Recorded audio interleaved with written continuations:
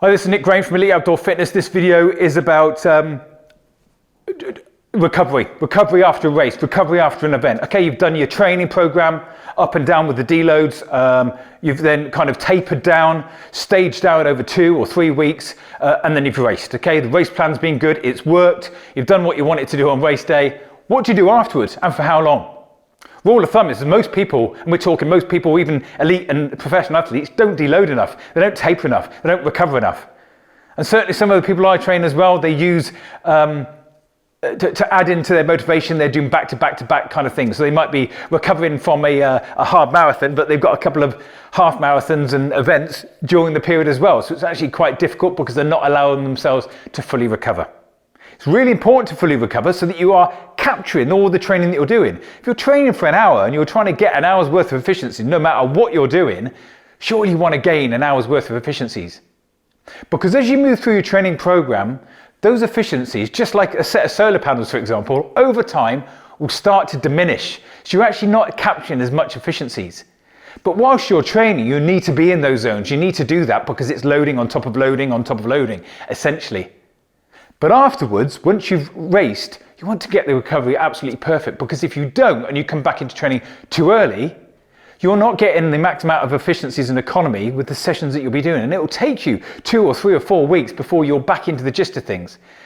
It's really difficult to acknowledge and to understand when you haven't recovered enough. And that's why people tend not to recover enough, because they still feel very fast and strong.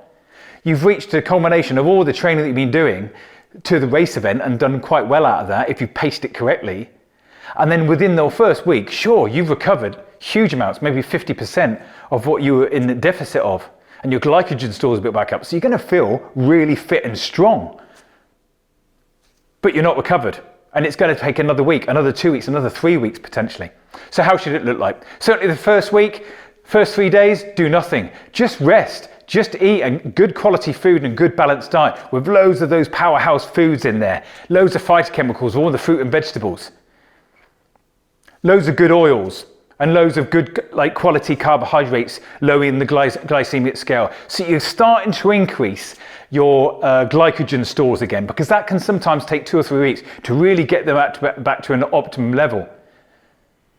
So rest for the first 3 days. Day 4, possibly go out for a really short walk maybe, or even walk jog, or a light run. Even if you've just done a 50-miler and you're fit as a fiddle, then day 4 really shouldn't kind of take any form of doing anything more than maybe 2 or 3 or 4 miles, very maximum. It's doing things that influence recovery rather than declining you.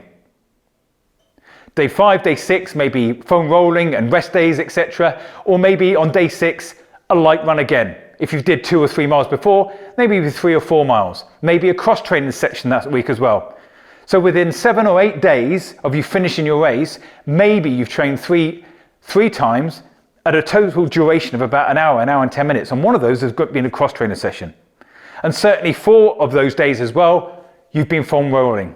You want to invest in foam rolling. You want to invest in stretching. Not too much at the beginning, because you're in a little bit of a weakened state and the joints are quite weak as well. But certainly increase that over the next week or 2 weeks. And deep tissue massage if you've got time to do that as well. Moving into the second week, it can take on a very similar form, because you've started to recover at this stage now, than the training that you were doing before, but at a hugely reduced level. We're talking maybe 30%, 35% of what you were doing before, at the very maximum. And the next week, so this is the 3rd week into it, maybe up to about 45, 50%, maybe a little bit more of what you were doing before. But within those 2 weeks as well, you have an extra days off. On the 3rd and final week of your full deload, and you're tapering out of it, as it were, in the opposite direction, then maybe up to about 75% of the training that you were doing before. And then the 4th week, you're closer to what you were doing before. And what you'll find is you're recapturing different speeds. For your LSD runs, for your efficiency runs, for your lactate threshold, and for VO2 max, you'll certainly find that you're just feeling a little bit stronger because you've tapered back into it, as it were. I hope this helps, and thanks for listening.